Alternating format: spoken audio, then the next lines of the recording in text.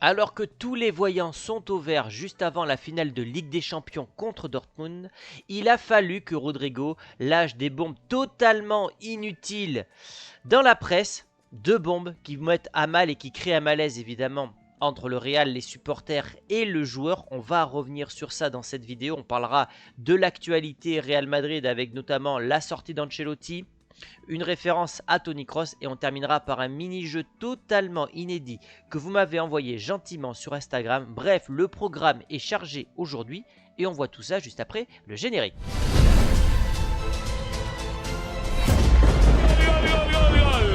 Gol de Bellingham. Vinicius, vamos Vinicius, vamos Vinicius, Vinicius dentro del área.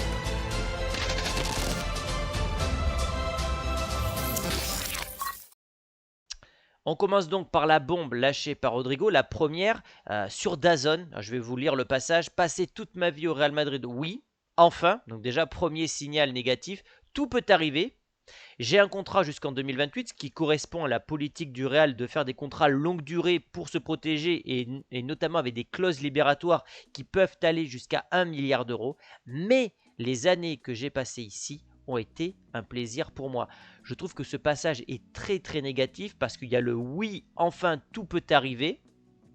Vinicius n'a jamais lâché une bombe pareille. Vinicius a toujours dit je jouerai ici tant que je le pourrai, mais je veux finir ma carrière au Real Madrid. Après, il fait ce qu'il veut. On va pas critiquer le joueur, mais j'essaie d'analyser sa sortie. Et surtout, il parle au passé.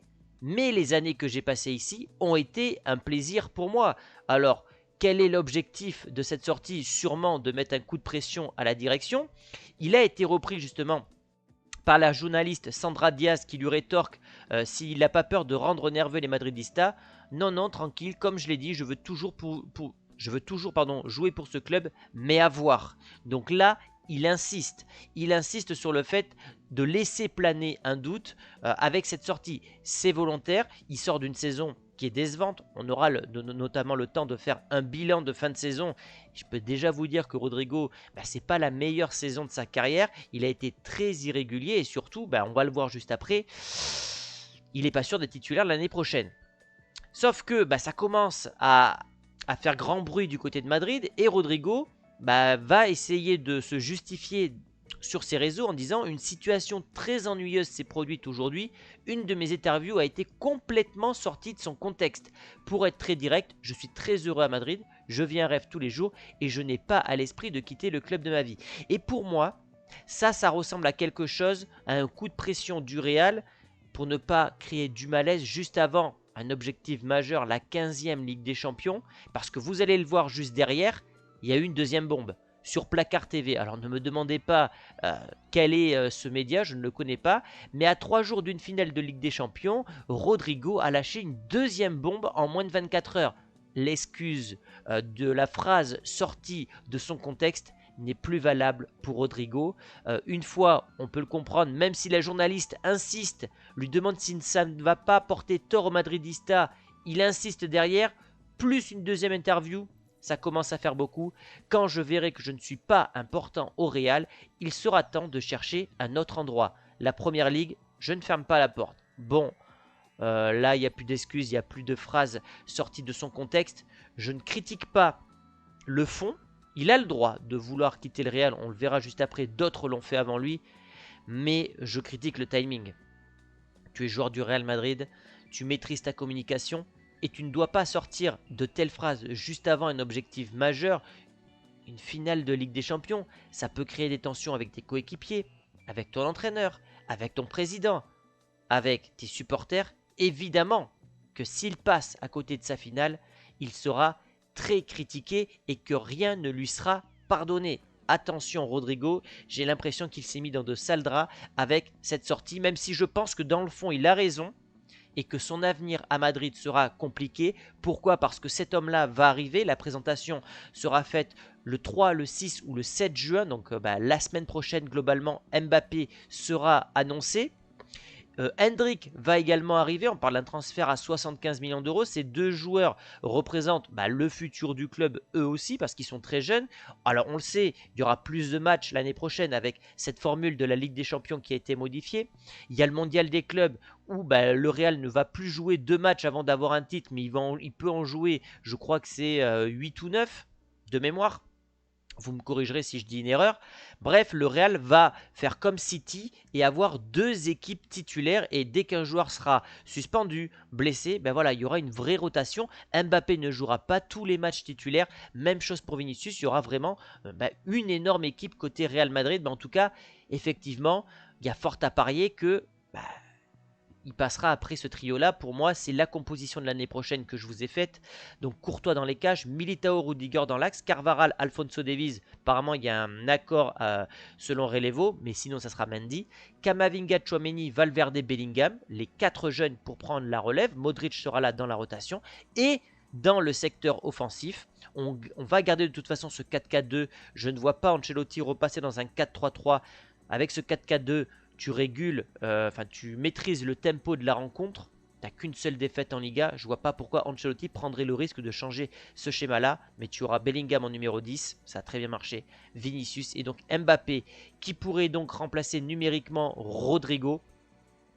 D'autres joueurs, comme je le disais tout à l'heure, ont décidé à un moment de quitter le Real. Et je ne critique pas Rodrigo. Le Real n'a jamais été une prison. Ces 2 joueurs-là ont décidé de quitter le Real pour des raisons différentes. Varane, c'était plus parce que il avait tout accompli du côté du Real. Casemiro, c'est plus pour des raisons financières. Odegaard, lui, clairement, c'est parce qu'il n'avait pas sa place de titulaire à l'époque. Il était derrière Kroos, Modric, Casemiro.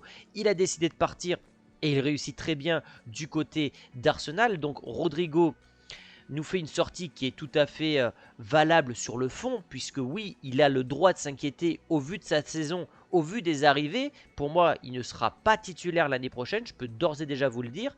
Maintenant, voilà, le timing est quand même très très mauvais et va jouer contre lui, je pense, si jamais le Real perd cette finale. Si le Real gagne la finale, je pense qu'on oubliera ça rapidement, mais ce dossier reviendra rapidement sur la table. Maintenant, où pourrait-il atterrir en cas de départ ? Moi, je vois 4 destinations. Évidemment, le Paris Saint-Germain, parce que il faut chercher des clubs qui ont de l'argent. Rodrigo, aujourd'hui, j'estime que c'est au minimum 100 millions d'euros. J'ai pas sa cote sur Transfermarkt. Et puis après, 3 clubs anglais. Arsenal, Liverpool, City. Si je dois sortir un favori, je dirais de mon côté Liverpool. Je le vois très très bien aller là-bas. Même si Arsenal, ça pourrait très très bien fonctionner aussi. Donc 3 clubs anglais et le Paris Saint-Germain. Je ne le vois pas aller au Bayern. Je ne le vois pas aller en Italie.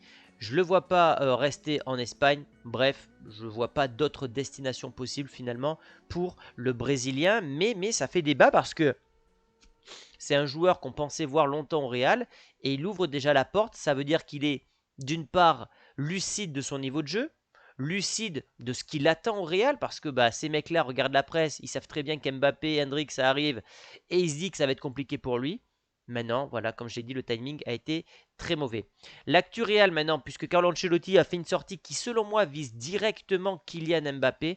Nous avons gagné le championnat, cette saison parce qu'il n'y avait pas d'ego. Vini, Jude, Rodrigo, pas d'ego. Et les seniors, la même chose avec Kroos, Carvajal, Nacho, Modric. Je ne sais pas ce qui se passera à l'avenir, mais il n'y a pas de jalousie entre les jeunes. L'humilité est importante.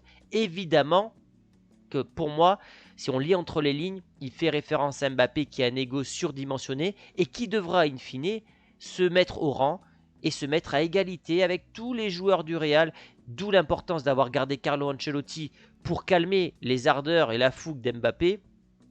L'importance de garder des cadres comme Modric qui vont pareil gérer le français lorsqu'il va arriver. Et voilà, dire à Mbappé, attention, tu arrives dans un vestiaire où tu ne seras pas la star. En tout cas, moi, je le comprends comme ça. Dans le reste de l'actualité, Toni Kroos a joué son dernier match au Bernabéu. Bon, on en a parlé, mais il avait des crampons en or. Pourquoi c'est important? Parce que pendant toute sa carrière au Real, pendant plus de 10 ans, Kroos a joué avec des crampons Adidas bleus. Autre référence à Zidane, puisque Zidane avait eu des crampons Adidas dorés pour sa dernière année. Vous le voyez, c'était des Predators. Et Adidas a décidé de faire la même chose pour Toni Kroos. Encore un point commun entre les deux milieux du Real Madrid, puisque on en avait déjà parlé, la retraite à 34 ans, les deux au Real et les deux qui terminent sur une compétition internationale qui plus est en Allemagne. Ça fait beaucoup de points communs entre ces deux joueurs et ça tombe bien, ils font tous les deux partie de mes joueurs préférés. Thibaut Courtois, Octopus, est de retour puisque depuis son retour, c'est 4 titularisations, 0 but encaissé. Il a été titulaire ce week-end contre le Betis Séville et tout porte à croire qu'il sera le gardien titulaire contre Dortmund, en tout cas avec un tel niveau de jeu. Un tel retour, j'ai du mal à imaginer Lunin reprendre sa place de titulaire, malheureusement pour lui. Et enfin, dans la dernière info Madrid, c'est Carlo Ancelotti qui a dit qu'il terminerait sa carrière au Real. Pas d'autre club, pas de nation. Il ne fera pas de carrière en nation avec l'Espagne, l'Italie ou l'Angleterre, que sais-je. Il va prendre sa retraite au Real, sans doute en étant l'entraîneur le plus titré de l'histoire du Real Madrid. Et c'est bien que des emblèmes, des légendes du Real terminent la carrière au club. C'est ce qui manquait cruellement ces dernières années. Et enfin, pour clôturer la vidéo, c'est ce mini-jeu que vous m'avez envoyé donc sur Instagram, où on doit comparer deux 11, le 11 des moins de 18 ans contre le 11 des plus de 38 ans. Qui gagne? C'était un peu mon format au tout début de YouTube où je faisais des versus comme ça entre deux 11. Donc évidemment, ça a un petit côté nostalgique. Comme ça, j'ai envie de vous dire, alors il y a des très très bons joueurs dans les moins de 18 ans. Yoro Koubarsi, c'est très solide. Zahir Emery, évidemment, milieu du Paris Saint-Germain. Et puis en attaque, les deux futurs concurrents, Hendrik Yamal, l'un pour le Real, l'un pour le Barça. Mais j'ai l'impression que même si l'équipe de 38 ans sera peut-être physiquement en dessous, il y a trop d'expérience, il y a trop de très très haut niveau encore. Je pense à Thiago Silva, Pepe. Pepe, on voit qu'il est encore au super haut niveau. Thiago Silva, il quitte Chelsea, mais il aurait pu faire une année supplémentaire. Neuer, on l'a vu contre le Real, c'est encore un super niveau. Il y a les deux légendes de Séville, Navas, Ramos. Bon, ok, ils ont pris un coup de vieux. Modric, Milner, Young. Peut-être qu'au milieu de terrain, ça pourrait souffrir, mais par contre, attaque Dzeko, Ronaldo. Dzeko, il cartonne du côté de Fenerbahçe. Et Ronaldo, voilà, il a battu, on en a parlé hier sur Instagram, il a battu un nouveau record en devenant le premier joueur de l'histoire à terminer meilleur buteur dans une 4e ligue différente, ce qui n'était jamais arrivé. Angleterre, Espagne, Italie, Arabie Saoudite.